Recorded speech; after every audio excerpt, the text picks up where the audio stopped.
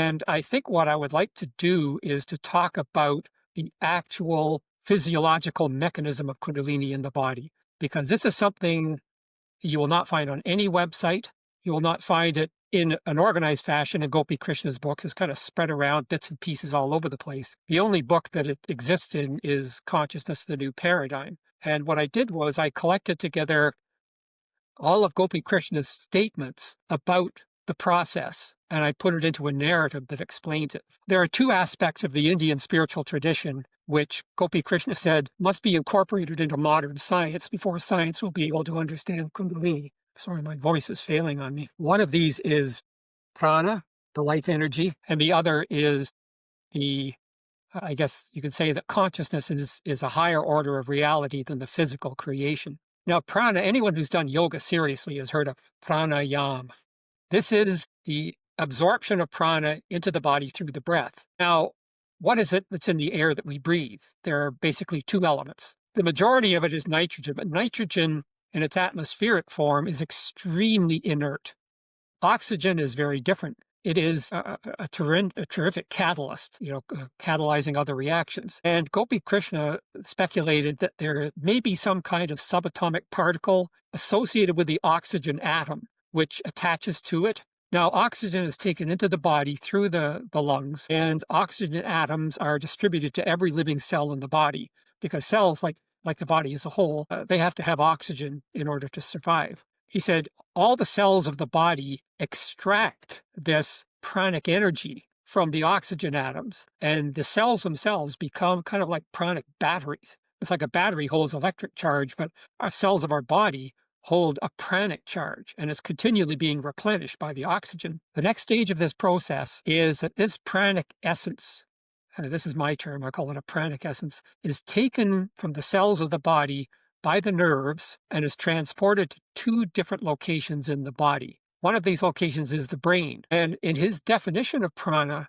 Gopi Krishna said it is an extremely subtle, as yet undiscovered by science, an extremely subtle substance which is responsible for the activity of thought and transference of impulse and sensation in living organisms. In other words, without this pranic fuel in our brains, we couldn't think. So, of course, science does not believe in this, but science has a lot to learn about the brain. So part of this pranic energy goes directly to the brain, but it's only carried to the brain by a very limited set of nerves. And the majority of this pranic essence collected from the cells of the body by the nerves goes to the reproductive system, and it is stored in the fluids, specifically in the fluids of the reproductive system. Now, I know that there are physiological differences between males and females, and Gopi Krishna described it as a parallel process. It accomplishes the same thing, even though the physiology may be different. So the secretions in the reproductive organs are like the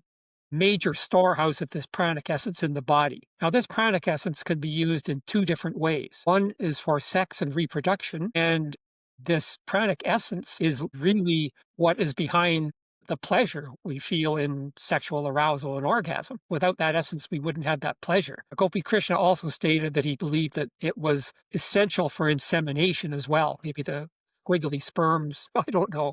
But he made that point that it's necessary for insemination. So that is the one purpose that this pranic essence can be used for. And he said that when it's used for this purpose, it is converted from the essence in the reproductive system into a gross form, which is maybe necessary for it to produce that sensation of pleasure. I'm not sure. The other purpose that this pranic essence is needed for is spiritual transformation. Now, here's a major misconception that so many people have about Kundalini.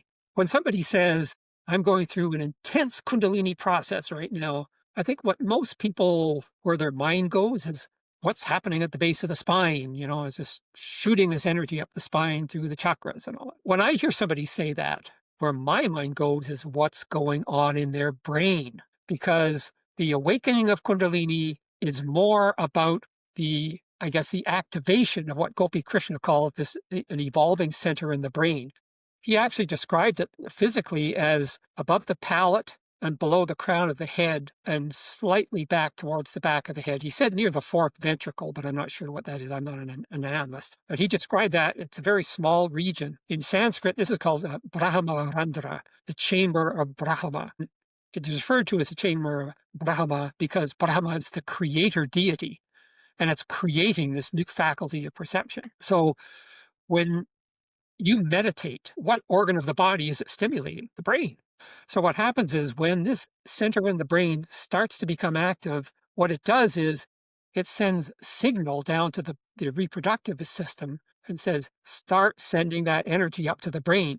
Because when the center becomes active, it's somewhat similar to, like, if you take a 100-watt light bulb out of a lamp and you put in a 200-watt light bulb, it's going to give you double the amount of light. However, it's going to draw double the amount of current from the electrical system. So when this center in the brain starts to become active, it instantly must have far more pranic energy than the nerves could provide that a person in a state of normal consciousness has. So it tells the reproductive organs, start producing this stuff. And these pranic essence in the reproductive organs is sublimated into, it gets very complicated. There's actually two things that get created, but let's just say there's one, just for the sake of simplicity, that it sublimates it into this refined, what is called in Sanskrit, ojas, O-J-A-S, which is sent up the spine to the brain. And it is essential for the brain to have this pranic essence in order to function properly.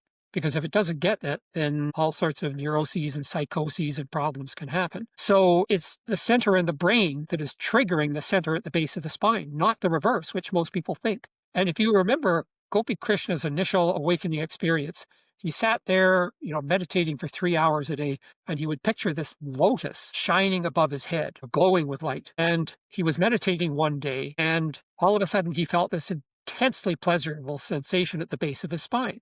So his attention went from the lotus to the base of his spine. The sensation disappeared. So he managed to calm himself down and bring his attention back to the lotus. Again, the energy started to come up. As soon as he took his attention off of the lotus, the energy went back down. The third time, he managed to bring the energy all the way up to the brain.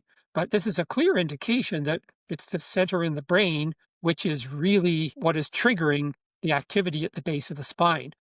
And in terms of understanding a Kundalini process, it's really essential to understand this mechanism.